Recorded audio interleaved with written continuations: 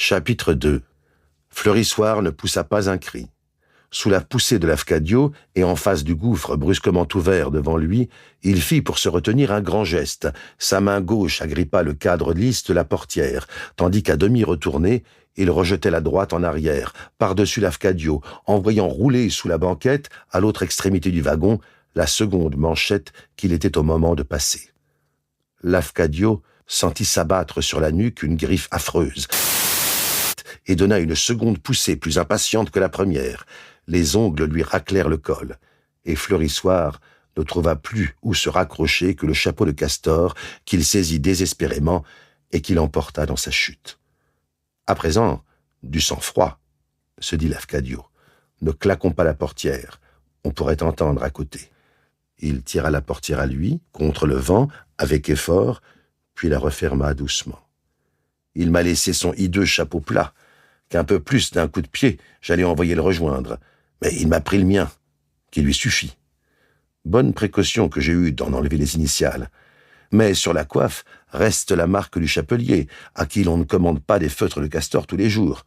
Tant pis, c'est joué. Qu'on puisse croire à un accident. Non, puisque j'ai refermé la portière.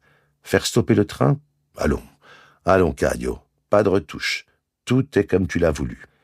Preuve que je me possède parfaitement. Regardez tranquillement ce que représente cette photographie que le vieux contemplait tout à l'heure. Miramar. Aucun désir d'aller voir ça. On manque d'air ici. Il ouvrit la fenêtre. L'animal m'a griffé, je saigne. Il m'a fait très mal. Un peu d'eau là-dessus. La toilette est au bout du couloir à gauche. Emportons un second mouchoir. Il atteignit, dans le filet au-dessus de lui, sa valise et l'ouvrit sur le coussin de la banquette, à l'endroit où il était précisément assis. Si je croise quelqu'un dans le couloir, du calme. Non, mon cœur ne bat plus. Allons-y. Ah, sa veste. Aisément, je la peux cacher sous la mienne. Des papiers dans la poche, de quoi nous occuper pendant le reste du trajet. C'était un pauvre veston élimé, couleur réglisse, de drap mince, rêche et vulgaire, et qui le dégoûtait un peu, que Lafcadio suspendit à une patère dans l'étroit cabinet toilette où il s'enferma. Puis, penché sur le lavabo, il commença de s'examiner dans le miroir. Son cou, à 2 endroits, était assez vilainement balafré. Une étroite traînée rouge partait de derrière la nuque et, tournant vers la gauche, venait mourir au-dessus de l'oreille. Une autre, plus courte, franche écorchure, celle-là, 2 centimètres au-dessus de la première, montait droit vers l'oreille, dont elle avait atteint et un peu décollé le lobe. Cela saignait, mais moins qu'il n'aurait pu craindre. Par contre, la douleur, qu'il n'avait pas sentie d'abord, s'éveillait assez vite. Il trempa son mouchoir dans la cuvette, étancha le sang, puis lava le mouchoir. Pas de quoi attacher un faux col, pensa-t-il en se rajustant. Tout va bien. Il allait ressortir. À ce moment, la locomotive siffla. Une file de lumière passa derrière la vitre dépolie du closet. C'était Capou.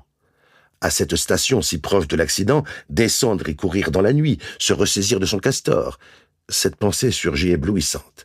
Il regrettait beaucoup son chapeau souple, léger, soyeux, tiède et frais, infroissable, d'une élégance si discrète. Pourtant, il n'écoutait jamais tout entier son désir et n'aimait pas céder, fût-ce à lui-même. Mais par-dessus tout, il avait l'indécision en horreur et gardait depuis nombre d'années, comme un fétiche, le dé d'un jeu de tric-trac que dans le temps lui avait donné Baldi. Il le portait toujours sur lui. Il l'avait là, dans le gousset de son gilet. Si j'amène 6, se dit-il en sortant le dé, je descends. Il amena 5. Je descends quand même. Vite, le veston du sinistré. À présent, ma valise. Il courut à son compartiment. Ah, combien, devant l'étrangeté d'un fait, l'exclamation semble inutile. Plus surprenant est l'événement, et plus mon récit sera simple. Je dirai donc tout net ceci, quand Lafcadio rentra dans le compartiment pour y reprendre sa valise, la valise n'y était plus. Il crut d'abord s'être trompé, ressortit dans le couloir. Si fait, c'est bien ici. Voici la vue de Miramar. Mais alors, il bondit à la fenêtre et crut rêver. Sur le quai de la gare, non loin encore du wagon, sa valise s'en allait tranquillement en compagnie d'un grand gaillard qui l'emportait à petits pas. Lafcadio voulut s'élancer. Le geste qu'il fit pour ouvrir la portière laissa couler le veston réglisse à ses pieds. « Diable, diable, un peu plus, et je m'enferrai !» Tout de même, le farceur s'en irait un peu plus vite s'il pensait que je lui puisse courir après. Aurait-il vu? À ce moment, comme il restait penché en avant, une goutte de sang ruissela le long de sa joue. Tant pis pour la valise. Le dé l'avait bien dit. Je ne dois pas descendre ici. Il referma la portière et se rassit. Pas de papier dans la valise, et mon linge n'est pas marqué. Que risquais-je? N'importe. M'embarquer le plus tôt possible. Ce sera peut-être un peu moins amusant, mais à coup sûr, beaucoup plus sage. Le train, cependant, repartait. Ce n'est pas, je regrette, mais mon castor, que j'aurais bien voulu repêcher. N'y pensons plus. Il bourra une nouvelle pipette, l'alluma, puis, plongeant la main dans la poche intérieure de l'autre veston, il en sortit d'un coup une lettre d'arnica, un carnet de l'agence Cook et une enveloppe de papier bulle qu'il ouvrit. 3, 4, 5, 6 billets de 1000 n'intéressent pas les gens honnêtes. Il remit les billets dans l'enveloppe et l'enveloppe dans la poche du veston. Mais quand, un instant après, il examina le carnet Cook, Lafcadio eut un éblouissement. Sur la première feuille, le nom de Julius de Baralioul était inscrit. « Est-ce que je deviens fou ?» pensa-t-il. « Quel rapport avec Julius? Billet volé? Non, pas possible. Billet prêté, sans aucun doute. Diable, diable, j'ai peut-être fait du gâchis. Ces vieillards sont mieux ramifiés qu'on ne croit. » Puis, en tremblant d'interrogation, il ouvrit la lettre d'arnica.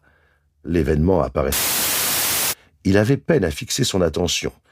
Sans doute, il ne parvenait pas bien à démêler quelle parenté ou quel rapport entre Julius et ce vieux, mais il saisit ceci du moins, que Julius était à Rome. Aussitôt sa résolution fut prise. Un urgent désir de revoir son frère l'envahit, une curiosité débridée d'assister au retentissement de cette affaire sur ce calme et logique esprit.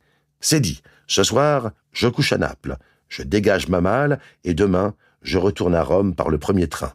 Ce sera sûrement beaucoup moins sage, mais peut-être un peu plus amusant.